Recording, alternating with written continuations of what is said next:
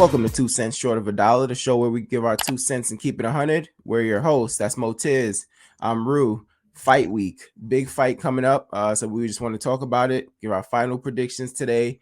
Tank, Ryan, it's happening. So let's jump right into it. And Motiz, I know we discussed this before, but I kind of want to hear what's your keys to victories for each fighter in this one. That's a good question. I'll probably start with Ryan Garcia.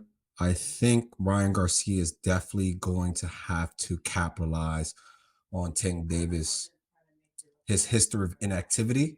So it's going to be more than likely Tank is going to come into this fight not necessarily being too active. He's going to look to kind of download Ryan Garcia's habits throughout this fight.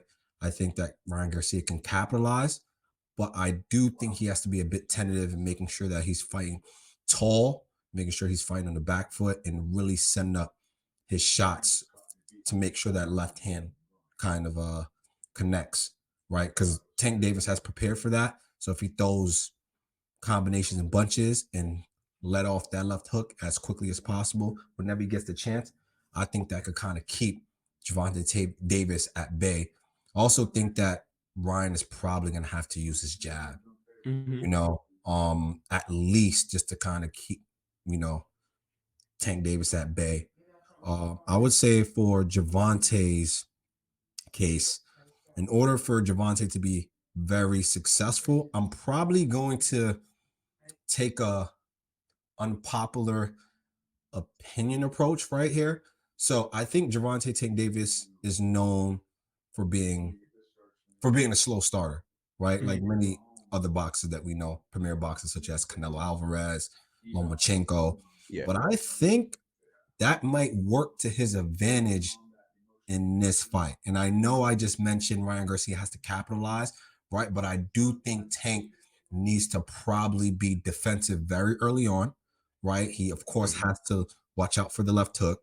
He needs to probably look to see if Ryan Garcia is being flat-footed and capitalize on the inside, like cut the distance while being defensive, use a lot of feints, right? Attack the body to kind of wear him out, right? I think that's the most active Tank needs to be, take him into deep waters, and in the later rounds, when Ryan Garcia is just throwing one punches at a time, he start countering those, right? And get the stoppage. So just to kind of conserve energy, let Ryan throw as many punches as possible so he can exhaust himself. So that's my take on what both fighters need to do to be successful.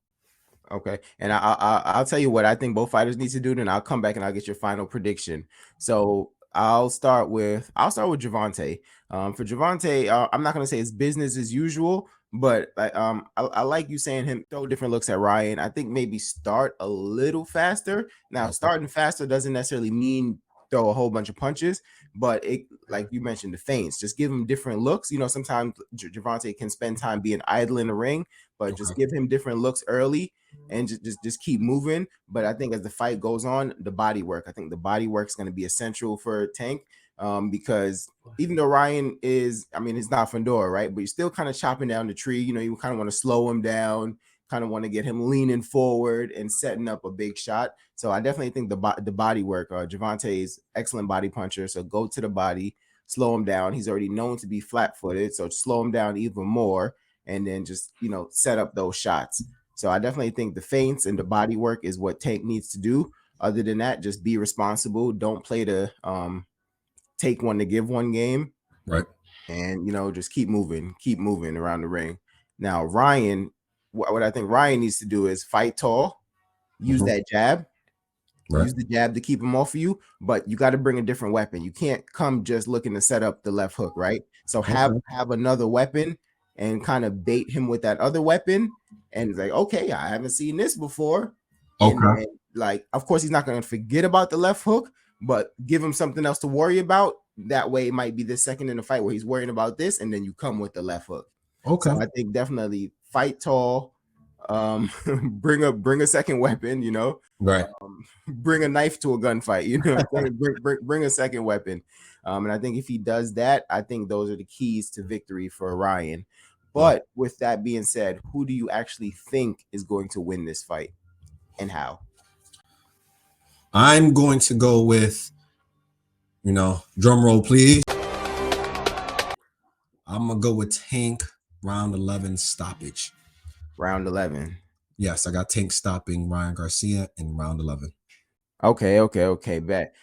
I think I'm gonna have to agree with Tank in the winner.